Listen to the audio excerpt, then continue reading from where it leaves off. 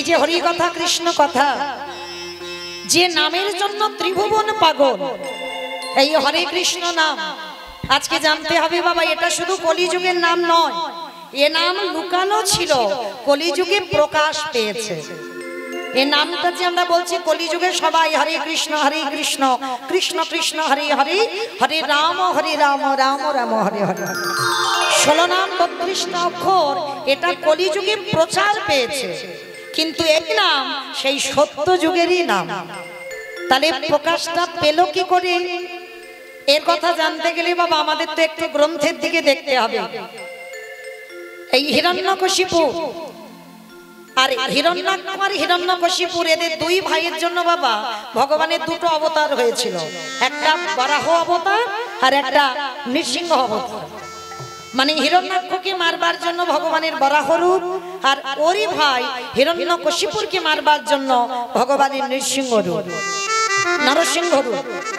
তাহলে দুই ভাইয়ের জন্য ভগবান এত জব্দে পড়ে গেল বাবা, ভগবানের দুটো রূপ ধরতে হলো। তাহলে এই জায়গাটা একটু বিচার করে দেখেন ভক্তের কত ছিল, আর যে ক্ষমতার জন্য আজকের ভগবান দুটো রূপ ধরতে বাধ্য হলো। আজকে সেই যে হিরণ্যাক্ষকে মারবার পর হিরণ্যকশিপুর বাবা একেবারে বিষ্ণু বিদ্বেষী হয়ে গেল। মানে যারা যারা ভগবানের আরাধনা করবে, যারা যারা ভগবানের নাম কীর্তন করবে, তাদেরকে বাবা দণ্ড দেওয়া হবে। মানে হিরণ্যকশিপুর এত ক্ষিপ্ত হয়ে উঠল। কিন্তু হিরণ্যকশিপুর বাবা দীর্ঘদিন তপস্যা করেছিল, আর তপস্যায় যখন রত হলো, এমন কঠিন তপস্যা করছিল, স্বর্গ মর্ত পাতাল সব টলমল টলমল করছে, এত কঠিন তপস্যা। ঠান্ডার সময় বরফের উপরে বসে, গরমের সময় আগুন প্রজ্বলিত করে, ঊর্ধ্ব পদে হেষ্ট মন্ডে, এইভাবে কঠিন তপস্যা। স্বর্গমর্ত পাতাল সব টলমল করছে হিরণ্যকশিপুরের তপস্যায়। তা যখনই টলমল করছে বাবা, এমত সময় স্বর্গের দেবরাজ ইন্দ্র, ভালো করে মন দিয়ে শুনবেন না, এই যে হরে কৃষ্ণ নাম প্রথম কে বর্ণনা করেছিল?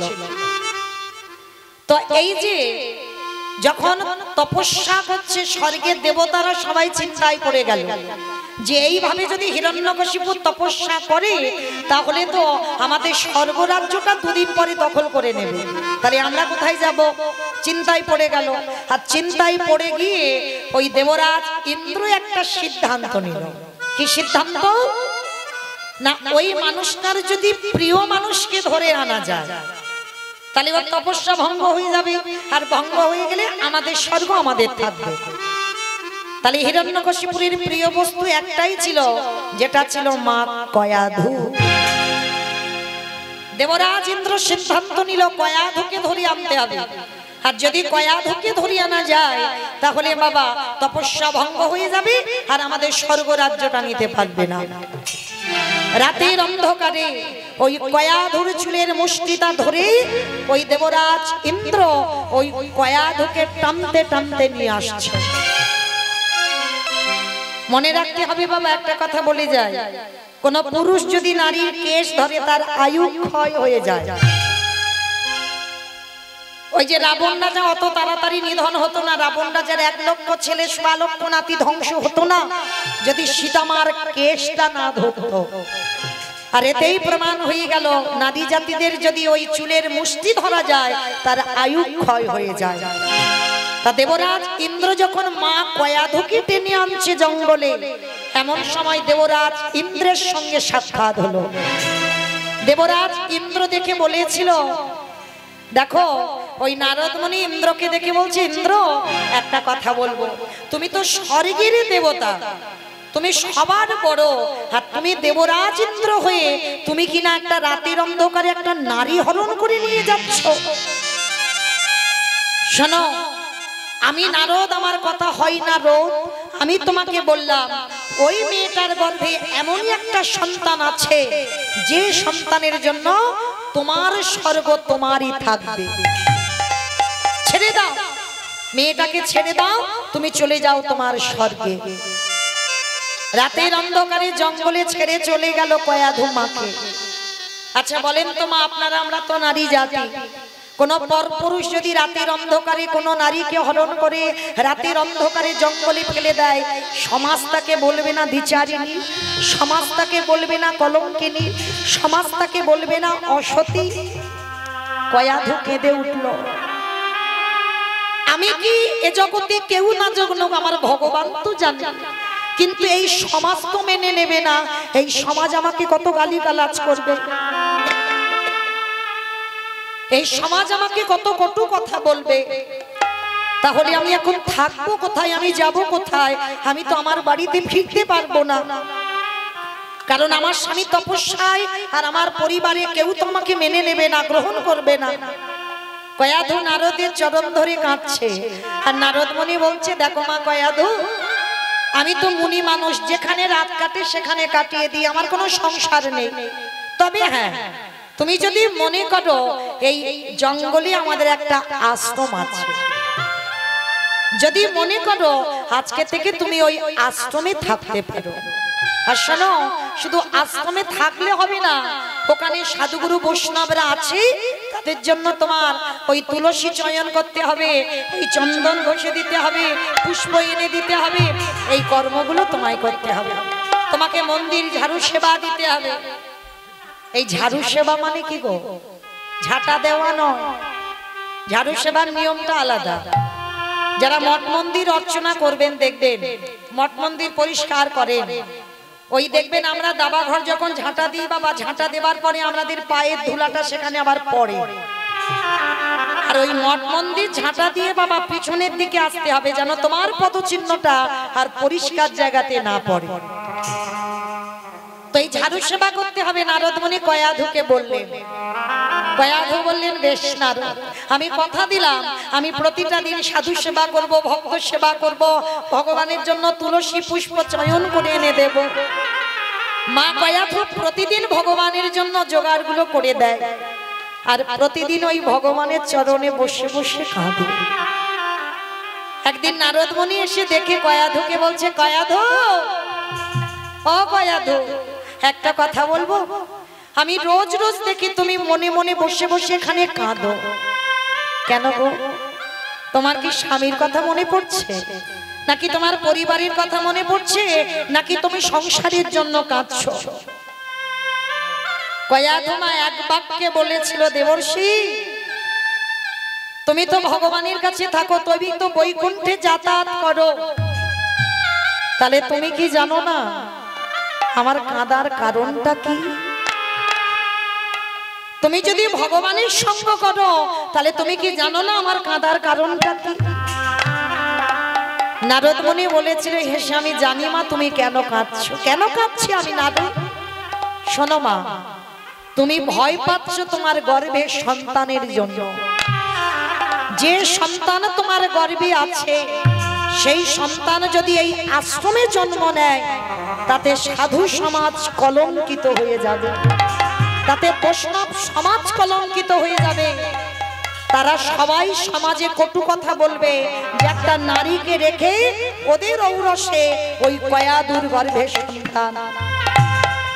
নারদ মুনি বলেছিল, মা তুমি কেঁদো না, আমি কথা দিলাম, ওই সন্তান যে তোমার গর্ভে আছে, যতদিন না ওই সন্তান, ওর বাবা যতদিন না তপস্যা করে ঘরে ফেরে, ততদিন ওই সন্তানের জন্ম হবে না।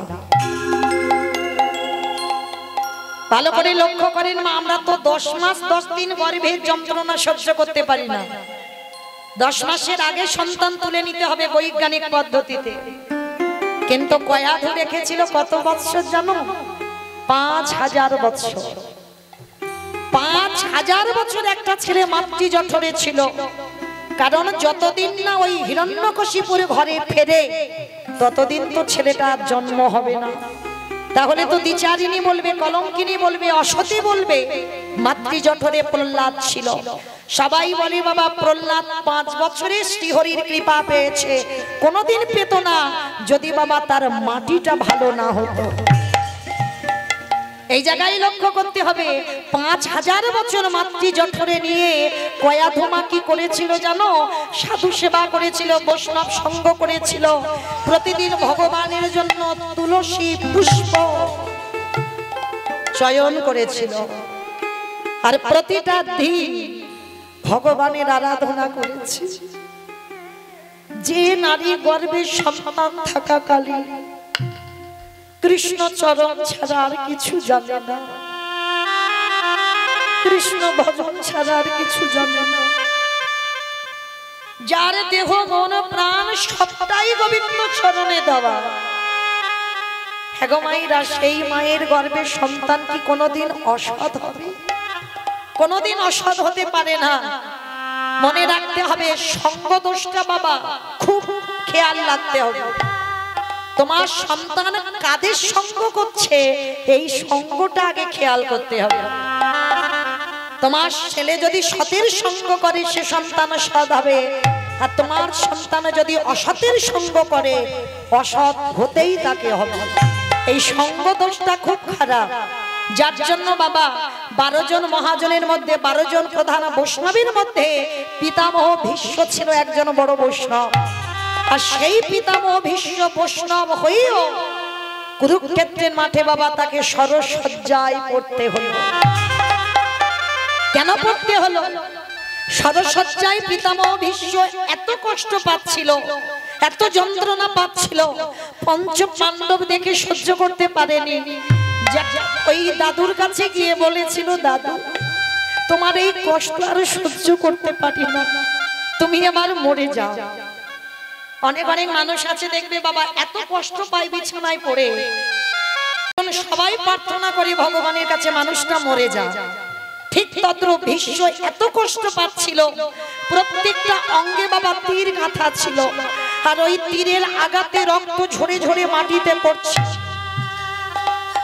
শরীরের অসহ্য যন্ত্রণা, অসহ্য জ্বালা। যুধিষ্ঠির মহারাজ বারবার বলছে, দাদু তুমি এবার মরে যাও না, কারণ তোমার তো ইচ্ছা মৃত্যু, মনে করলে মরবে আর মনে করলে তুমি মরবে না। করজোর করে ভীষ্মদেব বলেছিল, শোনো আমি তো মরবো, কিন্তু মরার আগে কি করে রাজ্য পরিচালনা করতে হয় আমি তোমাদের একটু শিখিয়ে দিয়ে যাব না? বলে, দাদু তুমি তো শিখিয়েছো, তবু কেন মরছো না এখন? বলে, মরবো কি করে? আমি যে একজনের কাছে বড় অপরাধী হয়ে আছি। দাদু কে? কার কাছে তুমি অপরাধী হয়ে আছো? বলে, হ্যাঁ, তার কাছে মরার আগে আমি যদি ক্ষমা না চাই আমাকে ভগবানও যে ক্ষমা করবে। কে দাদু সেই? বলে, তোমাদের দ্রৌপদী। দ্রৌপদীর কাছে যে আমি মহাপাপ করে আছি, একবার মরার আগে তোমরা যাও না, দ্রৌপদী অভিমান করে আমার উপরে বসে আছে, একবার দ্রৌপদীকে আমার কাছে নিয়ে এসো। ঠিক আছে দাদু তুমি একটু বসো, আমরা যাচ্ছি, যাবো আর দ্রৌপদীকে নিয়ে আসবো। দ্রৌপদী ঘরে বসে আছে, অর্জুন গিয়ে ডাকছে, দ্রৌপদী চলো না, দাদু তোমাকে একবার ডেকেছে। যেই না কথাটা শুনেছে দ্রৌপদী রেগে গিয়ে বলে উঠলেন, অসম্ভব! কার দাদু? তোমাদের দাদু আমাকে ডেকেছে, আমি যাব তোমার দাদুর কাছে? দ্রৌপদী ভুলে যাও, ভুলে যাও তুমি সেদিনের কথা। মৃত্যুর সময় কোন মানুষের মনে যদি কোনো আশা থাকে পূরণ করতে হয়। আমি জানি দ্রৌপদী তোমার বড় কষ্ট, বড় দুঃখ, দাদুর উপরে বড় অভিমান, তবু তুমি আমার সহধর্মিনী, আমি তোমার আদেশ করছি তুমি দাদুর কাছে একবার চলো, মরার আগে দাদুর ইচ্ছাটা তুমি পূরণ করো। যেই না বাবা দ্রৌপদী দরজায় দাঁড়িয়েছে, ভিতরে যায়নি, ভীষ্ম সরসজ্জায় পড়ে বাবা, মাথাতে তো কোনো তীর গাঁথা ছিল না, মাথাটা নিচু হয়েছিল, দেখবেন ছবিতে। কেন? ভীষ্ম বৈষ্ণব হয়ে জগৎকে শিখিয়ে দিল সাধুগুরু বৈষ্ণব চরণে আগে নত হতে শিখো। তুমি যদি তোমার মাথাটা নিচু করতে না পারো তুমি তো কোনো দিন বড় হবে না। তাই তো ভীষ্মের মাথাতে কোনো তীর ছিল না, মাথাটা নিচু হয়েছে। আর সেই ভীষ্ম যখন দেখতে পেল দ্রৌপদী দরজায় দাঁড়িয়ে আছে, দুটো চোখের কোণ থেকে বাবা নয়নের জলটা মাটিতে পড়ছে। দ্রৌপদী, এসো আমার ঘরে এসো।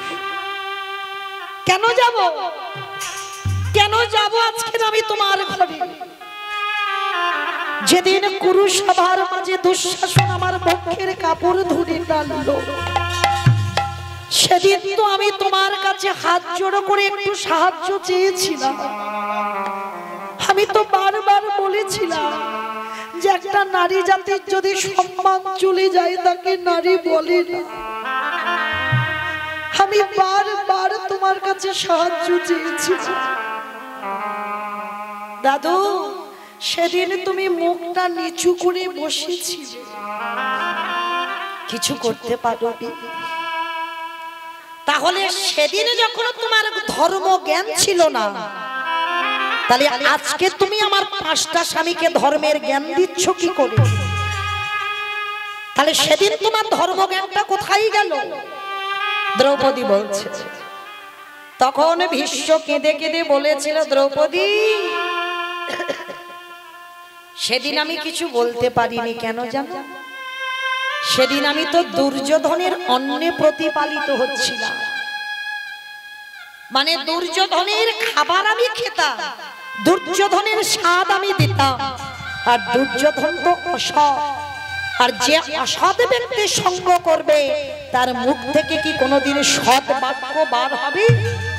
সে তো সারা জীবনই অসৎ থেকে যাবে। তাই শোনো দ্রৌপদী, সেদিন আমার ভুল ছিল না, আমার সঙ্গ দোষের ভুল ছিল। সেদিন যদি আমি দুর্যোধনের সঙ্গ না করতাম, তাহলে আজকের ওই কুরুসভায় তোমাকে বস্ত্র হরণ করতে পারত না। নিতাই গৌর প্রেমানন্দে। তাহলে শাস্ত্র বোঝালো কি? সতের সঙ্গ করলে সৎ হওয়া যায়, আর অসতের সঙ্গ করলে তুমি যত বড় গুণী ব্যক্তি হও না কেন, তোমাকে অসৎ পথে ধাবিত হতে হবে। দুর্যোধনের অন্ন খেয়ে আজকের ভীষ্মের কি পরিণতি হলো দেখো। ঠিক তদ্রূপ আজকের মা কয়াধুর সন্তান এমনি এমনি 5 বছরই হরিকৃপা পায়নি।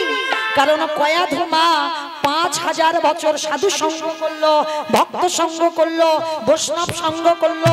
প্রতিনিয়ত ওই তুলসী তলায় তুলসী মাকে জল দিয়েছে। তাহলে সে গর্ভের সন্তান কি কোনোদিন খারাপ হবে? তাই হিরণ্যকশিপুর এলো, তারপরে আমার প্রহ্লাদের জন্ম হলো। কিন্তু জন্মাবার পর ওই যে বাবা গর্ভে থাকাকালীন যে সাধু সঙ্গের ফলটা বেরিয়ে গেল, কি গো সঙ্গ দোষ, সাধু সঙ্গের ফল বেরিয়ে গেল। জন্ম নিতেই ছেলেটা হয়ে গেল হরিভক্ত। আর এমন হরিভক্ত হলো যে বাবা ছেলেটাকে কত রকম করে মারার চক্রান্ত করেছিল। আমার থেকে আপনারা বেশি জানেন। পাগলা হাতির পায়ের তলায় ফেলে দিল, ছেলে মরল না। জ্বলন্ত আগুনে ফেলে দিল, ছেলে মরল না। পাহাড় থেকে ফেলে দিল, ছেলের মরণ হলো না। বিষধর সাপের মুখে ছেলেটাকে ঠেলে দিল, ছেলে মরল না। এইবার চক্রান্ত করেছে হিরণ্যকশিপু ছেলেটাকে মারবার জন্য। এইরকম চক্রান্ত বাবা কোনোদিন কোনো বাবা করতে পারবে না।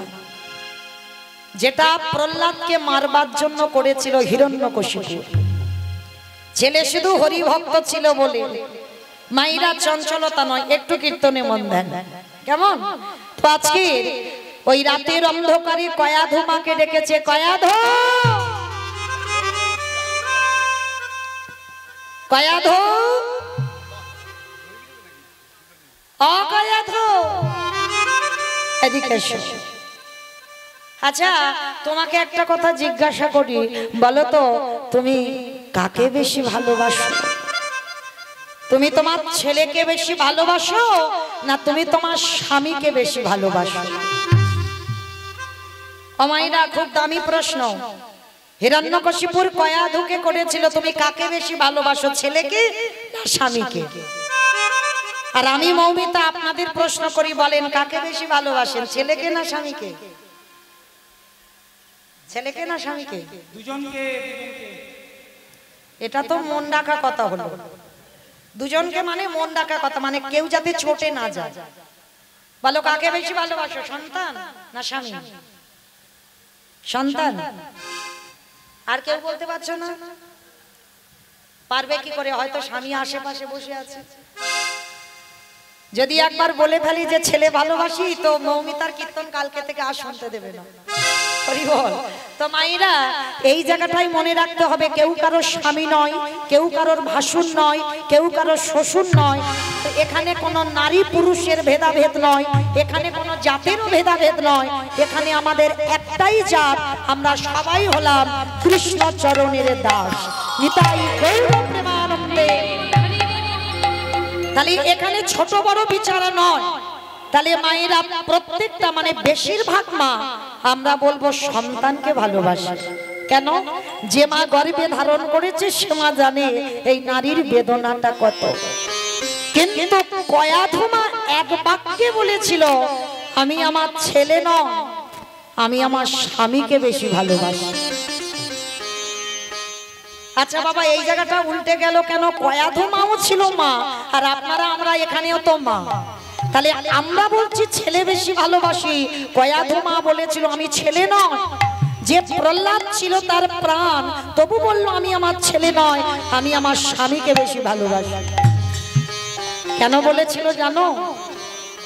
কারণ মনে রেখো, কয়াধুমা জানতো যে ছেলেকে পাগলা হাতির পায়ের তলায় ফেলে দেয় ছেলে মরে না, যে ছেলেকে জ্বলন্ত আগুনে ফেলে দেয় ছেলে মরে না, যে ছেলেটাকে পাহাড় থেকে ফেলে দেয় ছেলে মরে না, যে ছেলেটাকে সাপে কাটলো ছেলে মরে না। তাহলে আমার ছেলের সঙ্গে তো কেউ নেই, কিন্তু আমার ছেলের সঙ্গে আমার হরিবন্ধু আছে। কিন্তু আমার স্বামী যে বড় অসহায়, তার সঙ্গে যে কেউ নেই। তাই আমি সহধর্মিণী হয়ে আমি আমার স্বামীর পাশেই থাকবো, কারণ আমার ছেলের পাশে তার হরিবন্ধু আছে, আর আমার স্বামীর পাশেই আমি থাকবো। বলো স্বামী, আমি তোমায় ভালোবাসি। বাহ বাহ কয়াধু, আমি জানতাম তুমি এই কথা বলবে। যাও, আমাকে যখন ভালোবাসো আমার কথা তুমি রাখো, তোমার ছেলেকে একটু খাইয়ে এসো। স্বামী, আমার প্রহ্লাদ একটু হরিনাম করে বলে তুমি তো তাকে 3 রাত কিছু খেতে দাওনি, তুমি তো তাকে 3 রাত কারাগারে রেখে দিয়েছো, আর 3 দিন পরে তুমি বলছো আমি খেতে দিতে যাব। হ্যাঁ, আমার মনে হলো আমার ছেলেটা কষ্ট পাচ্ছে, তুমি একটু খাইয়ে দিয়েছো। আচ্ছা স্বামী, কি খাওয়াতে যাব তুমি বলো, অনুমতি দাও। শোনো, তোমার ছেলের জন্য তো আমি খাবার রেডি করে রেখেছি। তুমি করেছো? তুমি তো কোনোদিন আমার ছেলেকে এত ভালোবাসো না। বলে ভালোবাসিনি, আজকের বাসলাম। তোমার ছেলের জন্য আমি নিজের হাতে খাবার করেছি। তোমার প্রহ্লাদ তো নাড়ু খেতে ভালোবাসে।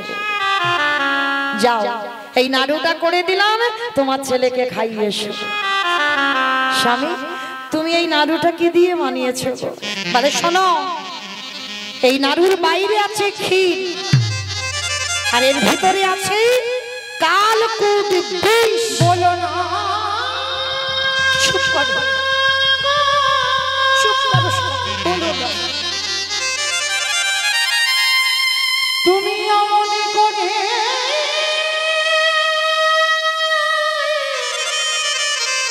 বলো না,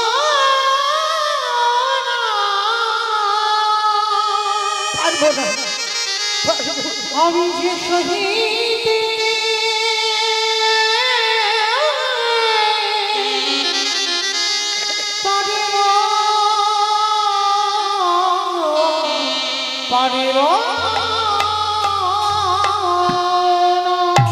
কেন পারবে না? এই তো বললে তুমি আমায় বেশি ভালোবাসো, তাহলে আমি স্বামী তোমার আদেশ দিচ্ছি, তুমি তো আমাকে যদি ভালোবাসো নিজের হাতে খাইয়ে এসো, তোমার ছেলেকে এই বিষের নাড়ু। সতী নারীরা প্রতিবাক্য পালন করা কর্তব্য। কত বড় ত্যাগ ছিল দেখো কয়াধুমা। ওই নাড়ুর থালাটা হাতে করে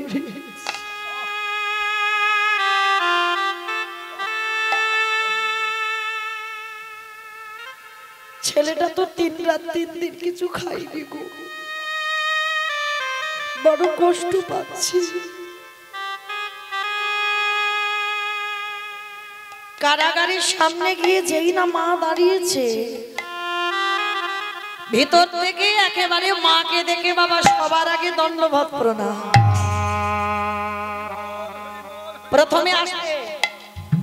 প্রথমে মাকে প্রণাম করেছে। আর যেই না মাকে প্রণাম করা, সবার প্রথমে জিজ্ঞাসা করলো, মামা আমার বাবা কেমন আছে? কয়াধুমা চমকে উঠেছি। হ্যাঁ রে খোকা, যে বাবা এত কষ্ট দেয়, এত জ্বালা দেয়, এত যন্ত্রণা দেয়, আর তুই সবার প্রথমে তুই তোর বাবার কথা জিজ্ঞাসা করছিস? তোর বাবা তোকে কারাগারে রেখেছে, তুই ভুলে গেছিস? 5 বছরের ছেলে চেতনা দেখেন বাবা, যেটা আপনাদের হয়নি, যেটা আমাদের হয়নি। প্রহ্লাদ হেসে বলেছিল, ও মামা, কে বলেছে আমার বাবা মায় কষ্ট দেয়? কে বলেছে আমার বাবা মায় দুঃখ দেয়? আমার বাবা আমায় কষ্ট দেয় না, বাবা আমায় দুঃখ দেয় না। সুখ দুঃখ দেবার মালিক তো একজন বসে আছে।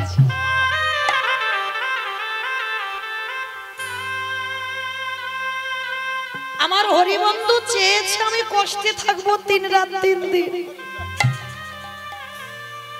তাই তো আজকে আমি কষ্ট পাচ্ছি।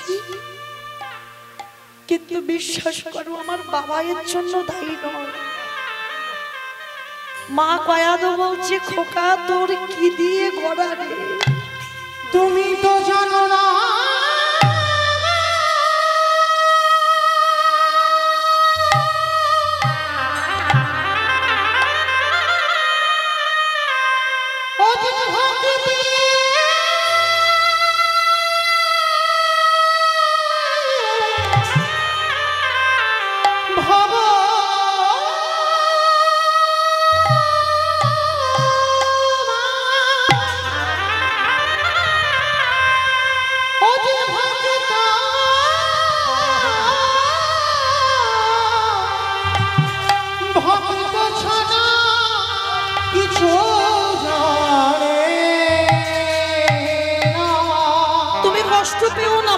জন্য কষ্ট পেও না। তাই তো যুগে যুগে অধীর ভক্তের কাছে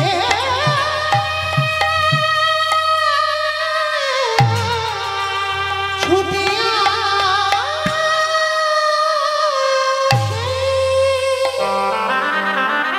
প্রহ্লাদ দেখছে মার হাতে কিছু খাবার।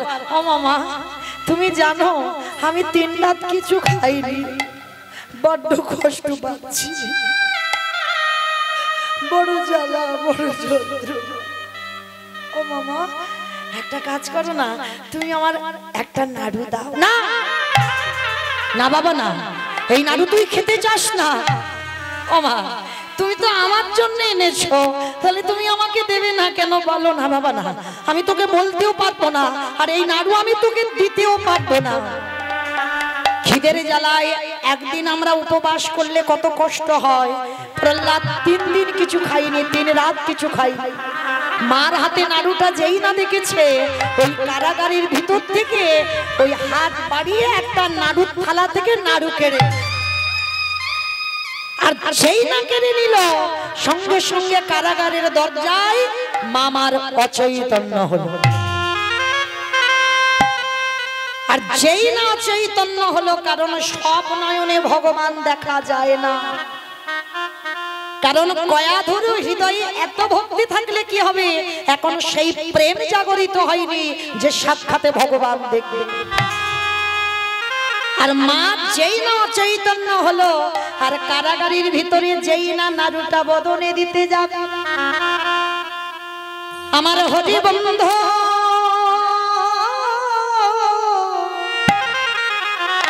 ওই কারাগারের ভিতরে প্রহ্লাদের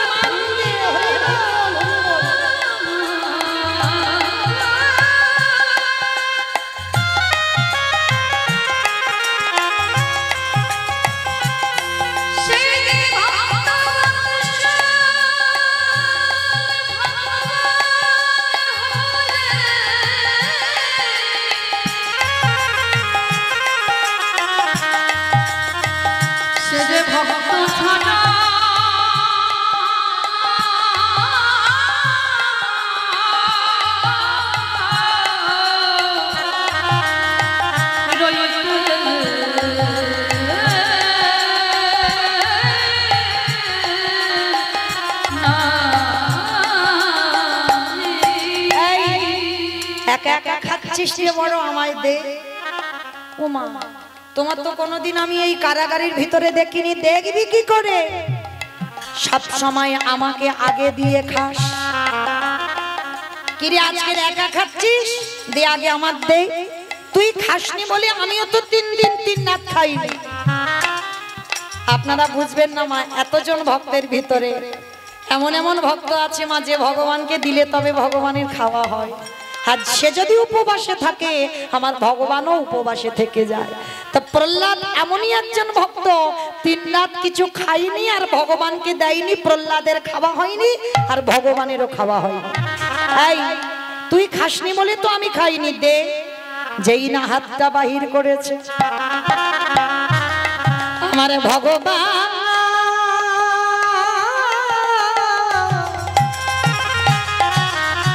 ওই প্রহ্লাদের হাত থেকে নাড়ুটা নিয়েছে। আরে ভিতরে যে বিষ মাখানো ছিল ভগবান খেয়েছে, আরে বাইরে যে মাখানো ছিল ওই করুণার হাত দিয়ে ভক্তের বদনে তুলে দিল।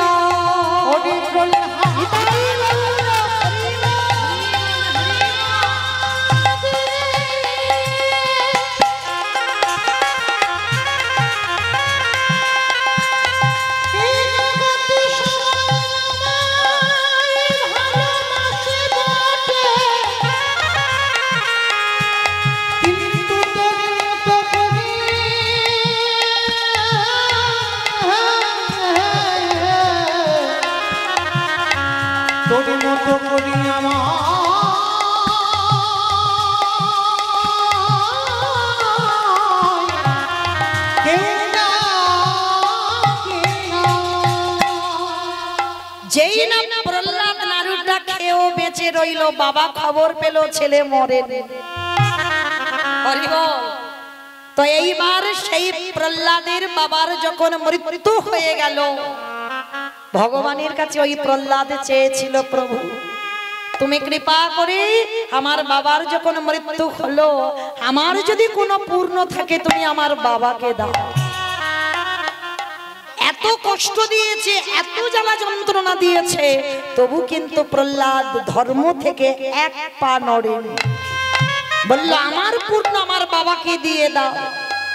তো সেই প্রহ্লাদ পিতার মৃত্যুর পর নিজে রাজত্ব করেছিল, আর নিজের মনে একটা আক্ষেপ ছিল কি, ভগবানকে সব সময় আমি একলাকে দেখেছি, আমি আজ পর্যন্ত কোনোদিন ওই দুজনকে যুগলে দেখিনি। তাহলে আমার ইচ্ছা আমি যুগলে দেখবো কি করে। বলে শোনো, সবার প্রথমে প্রহ্লাদ সত্য যুগে এইরকম একটা হরিবাসর তৈরি করলো। আর হরিবাসর তৈরি করে সেই হরিবাসরের মাঝখানে এমন হরিনামের ধ্বনি করছে, ওই হরিনামের ধ্বনি বাবা প্রথমে গেল শিবলোক, ব্রহ্মলোক, ইন্দ্রলোক, সবাই পাগলের মতো হরিবাসরে ছুটে এসেছে। কিন্তু যার জন্য কীর্তন সে কিন্তু এখনো আসছে না। প্রহ্লাদ চোখ বন্ধ করে হরিনাম করে যাচ্ছে, সবাই বসে আছে দেব দেবীরা। সব শেষে বৈকুণ্ঠে আওয়াজ গেল।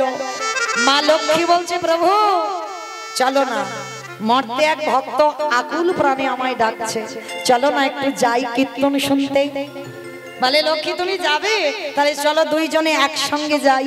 এইবার ভগবান লক্ষ্মীকে এনে প্রহ্লাদ চোখ বন্ধ করে হরিনাম করছে, পিছনে এসে ডাকছে প্রহ্লাদ। চমকে উঠেছে, কে ডাকলো আমায়? পিছনে তাকিয়ে দেখে না যুগলে দুজনে দাঁড়িয়ে আছে। প্রভু তোমার ওই রূপ দেখবার জন্য আজকের আমার কীর্তন করা। আচ্ছা বলো প্রহ্লাদ, আজকে যখন তুমি আমার বৈকুণ্ঠ থেকে মর্তে টেনে এনেছো, তুমি কি চাও আমার কাছে? হে দয়াময়, দিতে যদি হয় তুমি একটা ধন দাও,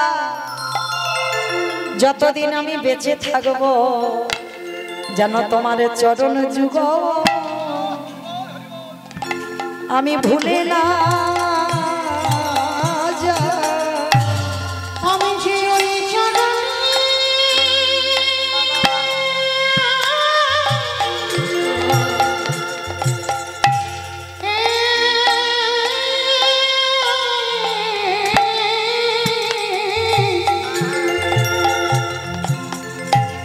আমি যে ওই চরণে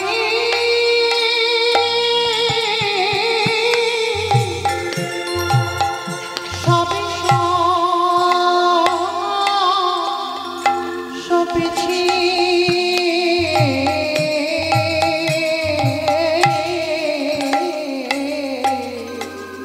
আমার ওই চরণ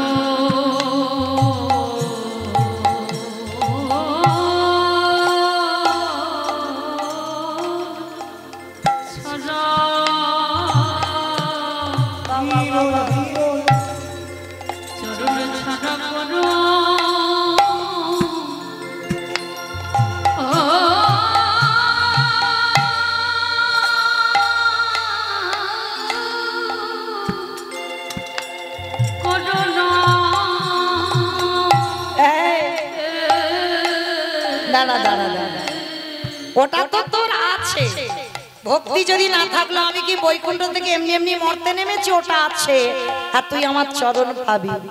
একটা কথা মনে রেখো বাবা, যারা ভক্তি জগতে নেমেছো, যারা আমার ভগবানকে ভালোবাসো, তাদেরকে ভাগবতে জড় ভরতের মতো হতে হবে। যারা ভাগবতে জড় ভরতের চরিত্র শ্রবণ করেছে, কানে কি জড় ভরত কিছু শুনতে পেত না বাবা? সব পেত। চোখে দেখতে পেত না, সেটাও দেখতে পেত। তাহলে জড় ভরত বলা হতো কেন? ভক্তি জগতে নেমেছো যারা, তারা জড় ভরতকে একটু অনুকরণ করো। কত কথা আজে বাজে বলবে বাবা, কান বন্ধ রাখতে হবে, কিছু শুনতে পাবো না। হ্যাঁ, চোখে অনেক কিছু দেখতে পাবে, কিন্তু বাবা দেখতে পেয়েও দেখতে পাবে না। এই জড় ভরতের ভাইরা কি করতো জানো? জড় ভরত একেবারে জড়, মানে যেমন গাছপালাকে আমরা জড় বলি, এক জায়গায় বসে থাকে, জড় ভরত ওই রকম। ওর ভাইরা কি করেছিল জানো? বলে ওইভাবে বসে থাকবে, ওকে একটা কাজ দেওয়া হোক। বলে খামারে ধান দেওয়া হয়েছে, আর ধান দিয়ে জড় ভরতের হাতে একটা লাঠি দিয়েছে। বলে পাখিটা কি এসে যদি ধান খেয়ে যায়, জড় ভরতকে বলছে ওই লাঠি দিয়ে যেন পাখিগুলোকে তাড়িয়ে দেয়। তা জড় ভরতকে যা যা করতে বলে সে তাই করে, সে তো যেন কিছু বোবা কিছু জানে না। তো লাঠি দিয়ে খামারে বসিয়ে দিয়েছে, ধান মেলে দিয়েছে, পাখিগুলো এসে ধান খেয়ে যাচ্ছে। জড় ভরতের বিবেক যেন বলছে, হ্যাঁ গো, কাকে তাড়াবো? যার ধান তার পাখি, যার ধান তারই তো পাখি, তারই খামার, তার জায়গা, তাহলে আমি তাড়াবো কাকে? সে লাঠি নিয়ে বসেই আছে, পাখি ধান খেয়ে শেষ করে দিচ্ছে। ভাইয়েরা রেগে গিয়ে বলছে, দাঁড়া তোর ব্যবস্থা করছি। খেতে দিয়েছে কি জানো? ওই যে গরুকে যে খড় করে, যেমন আমরা খড় কেটে টুকরো টুকরো করে দিই না, জড় ভরতকে থালাই করে খেতে দিয়েছে। ওই গরুর মেজলা থেকে তুলে নিয়ে জড় ভরতকে খেতে দিয়েছে। জড় ভরতের কোনো প্রতিবাদ নেই যে আমার ভাইরা এগুলো দিল কেন, এগুলো তো গরু খায়। ভক্তি জীবনে যারা নেমেছো, জড় ভরতকে দেখে শেখো। জড় ভরত দেখে বলেছিল, এটাই তোমার গোবিন্দ জোগাড় করে দিয়েছে, এটাই আমি পাবো। এই হলো ভক্তের লক্ষ্য। তাহলে আজকে এই প্রহ্লাদও বলেছিল প্রভু তোমার চরণে যেন আমার মতি থাকে, যেন তোমাকে ভুলে না যায়, কারণ বিষয় বৈভবে যদি ডুবে যায় আমি তো তোমায় ভুলে যাব, আমি যেন তোমায় কোনোদিন না ভুলি। ভগবান বলছে আরে মূর্খ ওটা আছে, আর আর কি চাস বল। তখন প্রহ্লাদ বলেছিল প্রভু দিতে যদি হয় আর একটা সম্পদ তুমি দাও। কি সম্পদ? যে নামে আমি গাইলাম, ব্রহ্মা ব্রহ্মলোকে থেকে এলো, ইন্দ্র ইন্দ্রলোকে থেকে এলো, ওই শিবজি শিবলোকে থেকে এলো, এমনকি তুমি বৈকুণ্ঠ থেকে ছুটে এলে। হে দয়াময়, যদি মর্তের মাটিতে কোনো ভক্ত এইভাবে তোমার গুণ কীর্তন গায়, তুমি পাগলের মতো এই মর্তের মাটিতে ছুটে এসো, এই আশীর্বাদটা তুমি দিয়ে যাও। ভগবান বললেন তথাস্তু, তাই হবে। আর যেই না আশীর্বাদ দিল, সঙ্গে সঙ্গে নারদ মুনি পেছন থেকে এসে বলছে দাঁড়াও দাঁড়াও দাঁড়াও, অটাকো তুমি কি আশীর্বাদ দিলে?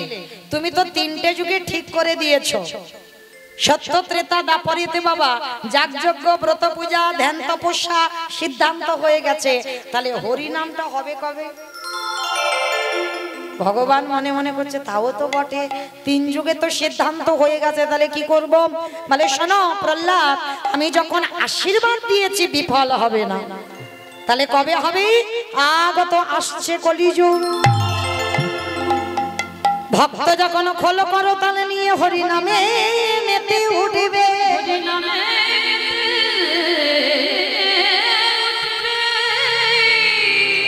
যদি কোনো ভক্তের হৃদয়ে ভগবানের প্রতি প্রেম ভালোবাসা থাকে, তারা ঝড় বৃষ্টি কিছু মানবে না, তারা সংসারের চিন্তা করবে না, তারা পাগলের মতো হরি বাসরে আসবে। তাই বলো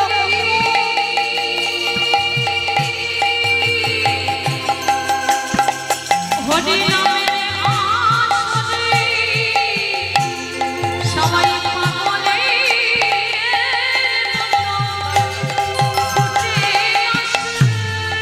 আসবে। এই যেমন আপনারা ছুটে এসেছেন বাবা, ভাবা যায় ভাবার বাইরে নয় কি? হ্যাঁ? মানে আমাদের তো ভাবার বাইরে যে এই ঝড় বৃষ্টি, এত বৃষ্টিতে আপনারা এত ভক্ত আমি পদধূলা পাবো, তাহলে এটা কার জন্য? এটা আমার সেই প্রহ্লাদ তো ভগবানের কাছে চেয়ে নিয়েছিল যে কলিকালের মাটিতে যদি কারোর হৃদয়ে ভক্তি প্রেম সঞ্চার হয়, যদি বাবা হরি নামের ধ্বনি একবার কানে যায়, তারা পাগলের মতো হরি বাসরে আসবে। এত দুর্যোগের মধ্যে দিয়েও আমার মতো অধম কীর্তনিয়া, যার জন্য আপনাদের মতো সাধুগুরু বৈষ্ণব বসে আছে, এই যে আমার এক জন্মের সাধনা নয়, কোটি কোটি জন্মের সাধ্য সাধনা থাকলে, তবে বাবা এত বৃষ্টিতে এত মাঠে জল থাকা সত্ত্বেও, কতটা ভালোবাসা থাকলে, কতটা মানুষের প্রতি প্রেম থাকলে, তবে বাবা এই বৃষ্টিতে ভিজেও আপনারা বসে আছেন। এর জন্য সবার চরণে আমার মতো অধম কীর্তনিয়া, সর্বাগ্যে আপনাদের মতো ভক্ত চরণে জানালাম কোটি কোটি ধন্যবাদ প্রণাম। এই জন্মে মা আপনাদের মতো ভক্ত হতে পারিনি, কীর্তনিয়া হয়েছে ঠিক, আপনাদের মতো ভক্ত হতে পারবো না। আর আপনারা বড় তো ভাগ্যবতী, বড় ভাগ্যবান, কারণ নদীয়ার মানুষ, এর থেকে বড় পাওয়া বাবা আর আপনাদের তো কিছু নাই। যে মাটিটাই আমার গৌরের জন্ম, যে মাটিতে আমার গৌরের পদধূলা পড়ে আছে, এ জন্মে তো হয়ে গেল। আবার যদি কোনোদিন পরবর্তী দিনে আমার জন্ম হয়, একটু আশীর্বাদ করে দিও, যেন আপনাদের মতো ভক্ত হয়ে, যেন আপনাদের মতো এই নদীয়ার মাটিতে আমার জন্মগ্রহণ হয়। নিতাই গৌর প্রেমানন্দে হরি বল হরি বল। তো যাই হোক, আমার এই কমিটি দাদা ভাইদেরও আপনারা আশীর্বাদ করে যাবেন, যেন প্রতি বৎসরের ন্যায় এই যে কীর্তনটা শুরু করেছে, যেন প্রতি বৎসরের ন্যায় এই কীর্তনটা চালিয়ে যেতে পারে। এইটুকু আশীর্বাদ, যত দুর্যোগ হোক না কেন, যেন তারা সবাই একত্রিত হয়ে তারা যেন যৌথ হয়ে, কারণ এই সনাতন ধর্ম হিন্দু ধর্ম যদি একতা না থাকে বাবা, তাহলে একটা অনুষ্ঠান হবে না। এই একতাটা যেন নষ্ট না হয়ে যায়, এইটুকু আশীর্বাদ করে যাবেন। আমি আসি বা না আসি, যেন প্রতি বৎসর যেভাবে আমার দাদা ভাইরা চালাচ্ছে সেইভাবে যেন চালিয়ে যায়। আর আপনারা সহযোগিতার হাত সবাই একটু বাড়িয়ে দেবেন। চলেন আজকে আমরা সবাই, যে মহাপ্রভুর কীর্তনের জন্য আজকের এই বাংলার মাটি পাগল, যে মহাপ্রভুর হরি নামের জন্য আজকে সবাই পাগল। শুধু বাংলার মাটি নয়, বিদেশির মানুষরা যারা হরে কৃষ্ণ বলতে পারে না বাবা, যারা জিহ্বাতে বলে হরে কৃষ্ণ, তারাও কিন্তু আমার এই বাংলার মাটি বাংলার গৌরকে নিয়ে পাগল। কিন্তু কত মূর্খ জীব আমরা দেখেন, বিদেশিরা তারা এসে বাবা আমার গৌরকে চিনে নিয়ে চলে যাচ্ছে, আর আমাদের গৌরকে আমরা ভুলে বসে আছি, তাই না? দেখেন বিদেশের মানুষরা যাদের প্যান্ট শার্ট পরার কথা, তারা কিন্তু সেই প্যান্ট শার্ট গুলো ফেলে দিয়ে তারা ধুতি পাঞ্জাবি পরে ঘুরে বেড়াচ্ছে। দেখেছেন যারা মায়াপুরে গেছে বিদেশিরা, তাদের তো প্যান্ট শার্ট, আমাদের নয়। আমরা হিন্দু জাতি, আমরা বাঙালি, আমাদের তো ধুতি পাঞ্জাবি। কিন্তু দেখেন আমাদের বাঙালি পোশাক ভুলে আমরা বিদেশিদের পোশাক পরি, আর বিদেশিরা নিজেদের পোশাক ভুলে তারা আমাদের মতো সনাতন ধর্ম, আমাদের মতো হিন্দু ধর্মের, আমাদের মতো বাঙালিদের পোশাকটা পরে। তাহলে আমাদের মতো মূর্খ জীবার কেউ আছে বাবা? তাহলে তারা বিদেশ থেকে এসে আমাদের ছেলেটাকে চিনে নিয়ে যাচ্ছে, আর আমরা নদিয়ার মানুষ হয়ে, আমরা এই পশ্চিমবঙ্গের মানুষ হয়ে আমরা পতিত হয়ে পড়ে রইলাম। কিন্তু না গো, তাই সেই সত্য যুগের নাম কলিযুগে প্রকাশ পেল। বলি হরে কৃষ্ণ হরে কৃষ্ণ কৃষ্ণ কৃষ্ণ হরে হরে।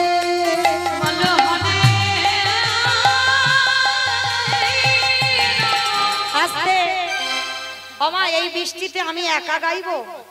আপনারা একটু গাইবেন না? যে নামের জন্য আপনারা পাগল হয়ে ছুটে এসেছেন, তোলেন দেখি একবার হাত সবাই, প্রত্যেকে একসঙ্গে করে করে তালি দিয়ে বলবেন, কেমন? বলি হরে কৃষ্ণ হরে কৃষ্ণ কৃষ্ণ কৃষ্ণ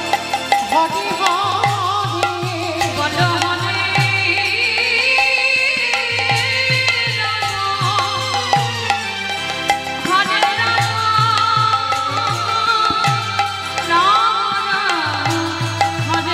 হরি গাই গোডা জীবের তরে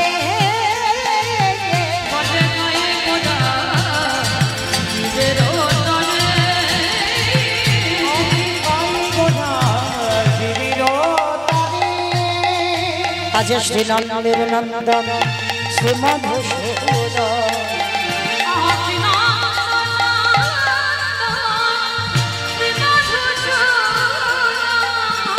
আজ মুরলী বাজার নিকেতনে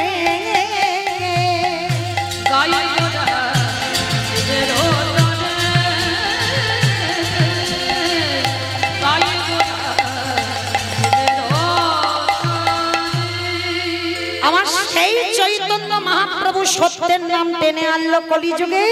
আর শুধু একা নয়, আর একজন সাথে নিয়েছে, সে কে জানো? নিতাই যারে দেখে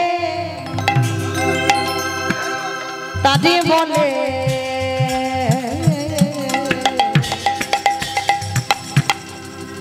দন্তে তৃণধরি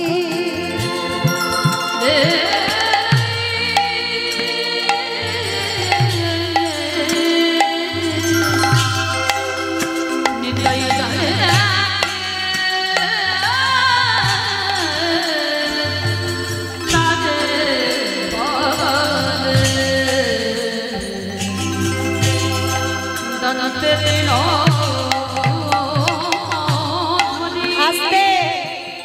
আমার তৃণ মানে কি গো? তৃণ মানে ঘাস। দেখো খিচুড়ি স্কুলেও যাই, তৃণ মানে ঘাস। আচ্ছা বাবা, নিতাই চাঁদ দাঁতে ঘাস নিল কেন? এটা আমার কথা নয়, মহাজনেরা বলছেন বৈষ্ণব পদাবলিতে। নিতাই চাঁদ দাঁতে ঘাস নিয়েছে কেন? এইটার নিয়ম। তবে আমার সমাজে আপনাদের সমাজে নয়, আমাদের সমাজে একটা নিয়ম আছে বাবা, আমরা মানি না। কি নিয়ম? যে গুরুজনের সামনে কথা বলতে গেলে তোমার স্বভাব, তোমার চরিত্র, তোমার ভাবটা যেন সবার আগে নত ভাব হয়। কারণ গুরুজনের সামনে, গুণীর সামনে কথা বলতে গেলে তোমার মাথাটা একটু নিচু করে কথা বলতে হবে। তুমি যত কিছু জানো না কেন, কারণ তোমার সামনে গুরুজন বসে আছে। এটা আমাদের সমাজের নিয়ম, সে আমরা মানি না বাবা, সেটা আমাদের দুর্ভাগ্য। কিন্তু এই মহাপ্রভুর আমলে একটা নিয়ম ছিল, গুরুজনের সামনে কথা বলতে গেলে দাঁতে একটা ঘাস নিতে হবে। আর ঘাস নিলে কি বুঝবে যে কথাটা সত্যি বলছো বা কথাটা বিনতার সহিত বলছো, মানে কথাটা তুমি মিথ্যা বলছো না। এর জন্য দাঁতে ঘাস নিতে হয়। তো নিতাই চাঁদ দাঁতে ঘাস নিয়েছে। ঘাস নিয়ে কি করছে জানো? নবদ্বীপের অলিতে গলিতে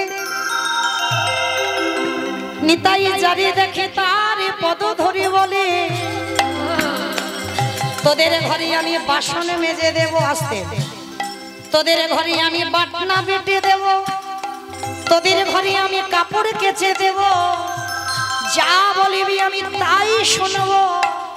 কিন্তু তোদের একটা কাজ করতে হবে, তোদের আমার মাইনে দিতে হবে না, যেটা যেটা বলবি আমি সংসারে সব করে দেব। নিতাই চাঁদ গিয়ে বলছেন, আমি নয়, নিতাই চাঁদ বলছে সব কিছু করে দেব, বিনিময়ে তোদের সবাইকে একটা কাজ করতে হবে। আগে কথা দিয়ে করবি, বলে হ্যাঁ করব, তবে বিনিময়ে আমাদের কাজগুলো করে দিতে হবে। বলে হ্যাঁ করে দেব, মাইনে দরকার নেই, বিনিময়ে কি করবি? তোমরা আমাদের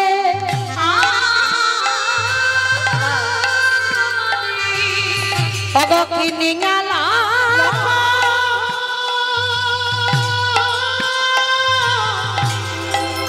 একটু ধনী নিতাই গৌরে হরি হরি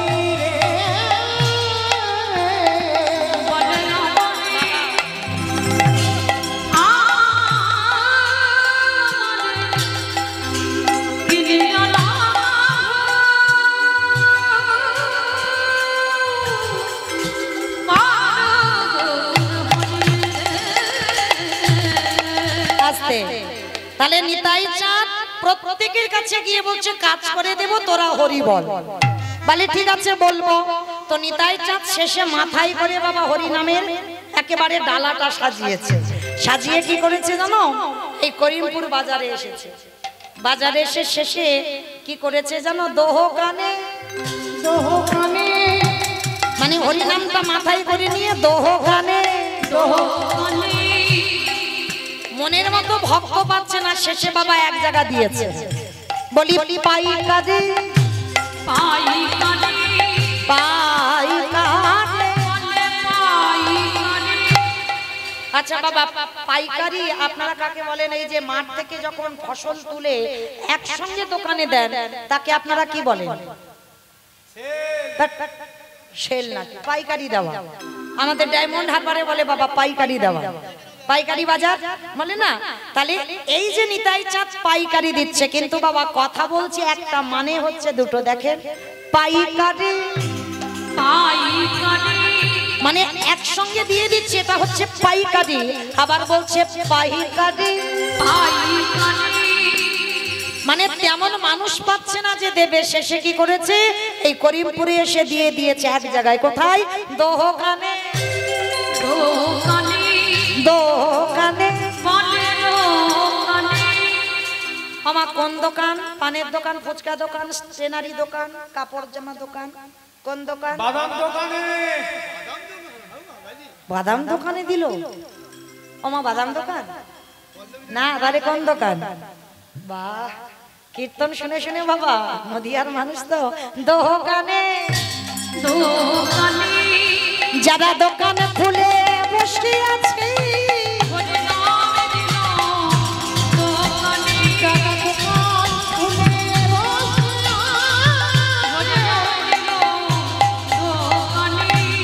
এত বলি নিতাই চাঁদ ঘুমে গড়ি জামা,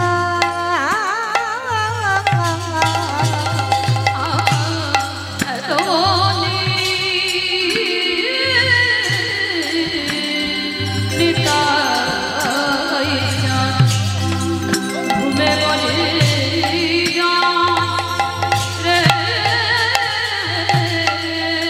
অগ সোনার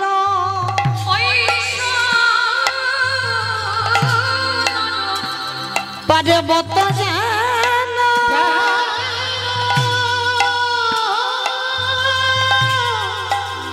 আমার দোলা তেলো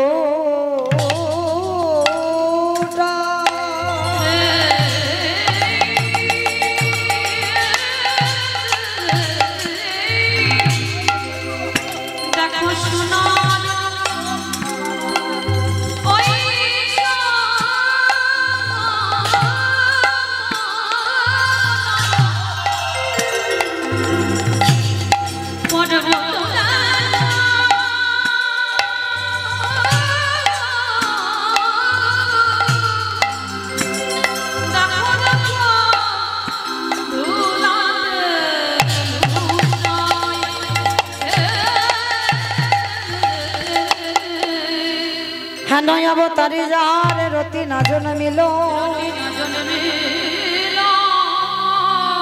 ওগো দাসিল চন বলে সেই পাপি এলো আর গেল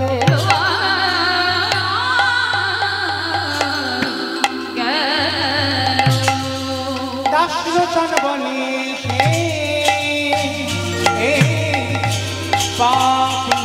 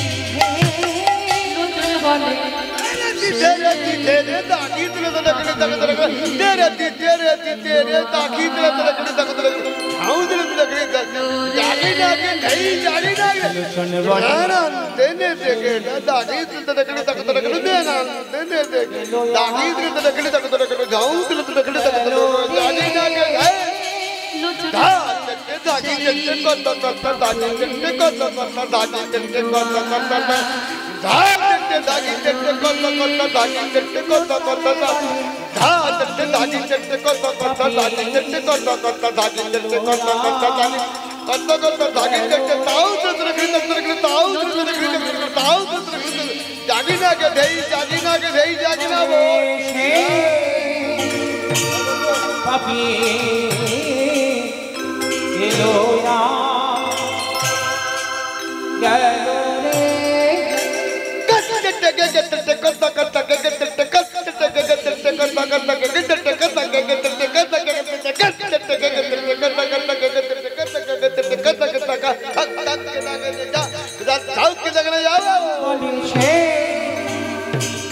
পাপি এলো গেল রে নিতাই গৌর প্রেমানন্দে হরি বল হরি বল হরি বল এলো গেল রে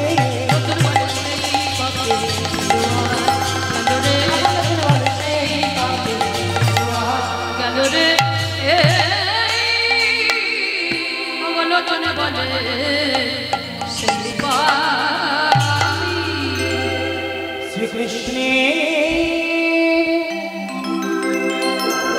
জগৎ খেলা সর্ব নরলীলা নর তাহার স্বরূপ ভোগবেশ বেদুকর নালিখিত কৈশোর নাটবর নরলীলা তাহার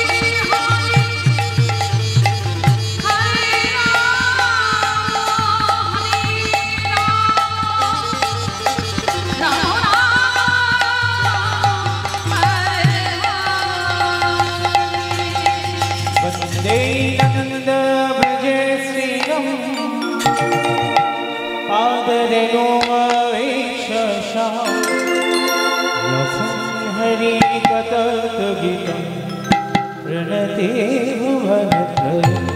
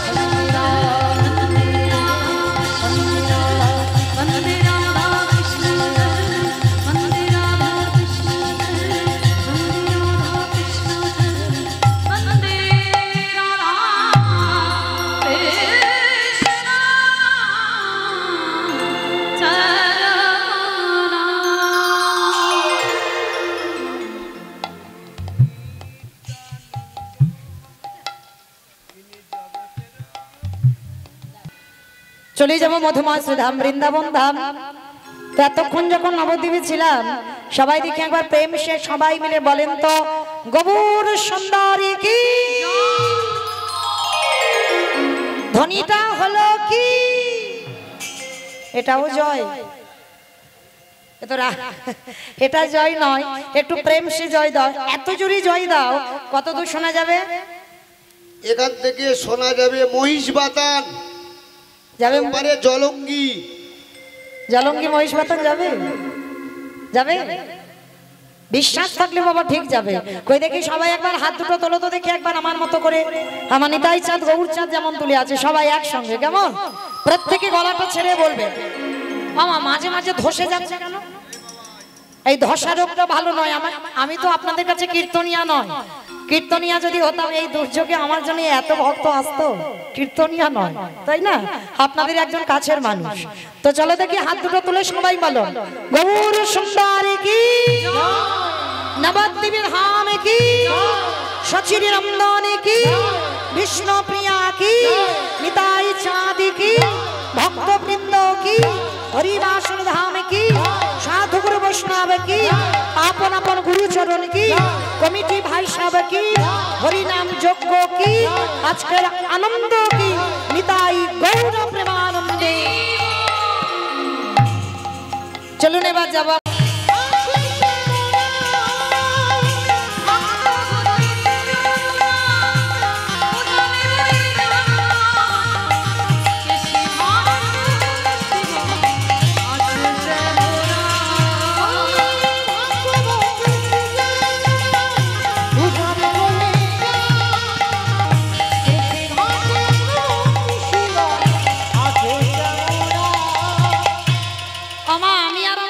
সবাই যাচ্ছে, আর কেউ যাচ্ছে না? সবাই যাচ্ছি, যারা যারা যাচ্ছে আর একবার মা কালীর দিব্যি আর বলবো না, এবারটা শেষ। সবাই দেখে একবার হাত দুটো তোলো তো দেখি। সবাই একসঙ্গে তালে তালে করো, তালি কেমন প্রত্যেকে দেবে। ভাগ্যবতী পূজন বেশি আছে চাঁদা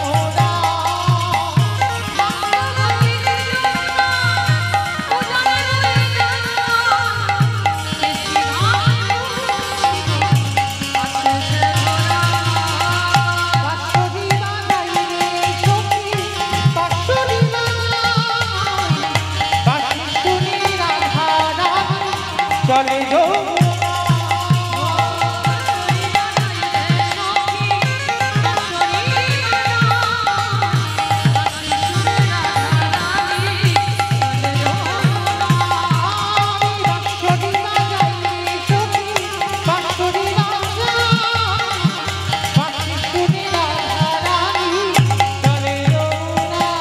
जय जय राधे राधे राधे राधे वृंदावन में गोवर्धन में निर्भवन में गली गली में स्नान गली में मान गली में।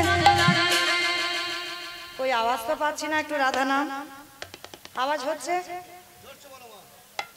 মনে মনে বলছে তো সব, জোরে জোরে হচ্ছে না, একটু জোরে জোরে দাও সবাই দেখি আমার সঙ্গে আর একবার বলো।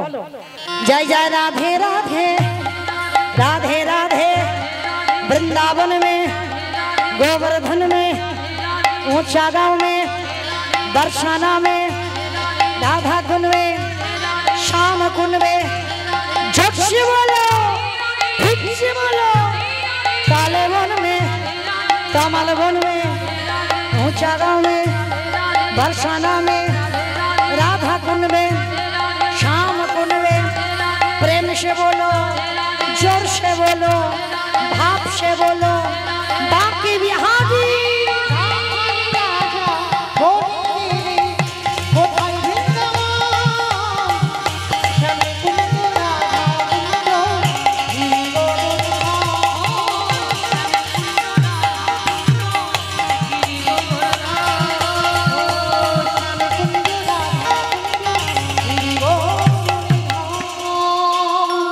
प्रेम से बोलो राधा रानी की। এ জয়টা তো রাস্তার উপরে উঠলো না, বাজারেই গেল না, বৃষ্টিতে বসে গেছে গলা। আমার বসে যাওয়ার কথা, এই যে নিচে ঠান্ডায় বসে আছেন, গলা বোধহয় বসেছে। আচ্ছা ঠিক আছে, আর একটু জোরে দাও, বলো রাধা রানী কি, বৃন্দাবনেশ্বরী কি, যমুনা মাইয়া কি, নন্দগাঁও কি, ऊंचा नामों की, वर्षा नामों की, भक्त वृंद की, हरिवासर धाम की, साधु गुरु वैष्णव की, करीमपुर बाजार कमिटी की, ব্যবসায়ী যত ভক্তগণ আছে তাদের কি, আজকের হরিনাম যজ্ঞ কি, আজকের আনন্দ কি, নিতাই গৌর প্রেমানন্দে। চলুন আজকে আমরা সবাই গেলাম বৃন্দাবন। আজকের আস্বাদন হবে কি আপনারা জানেন।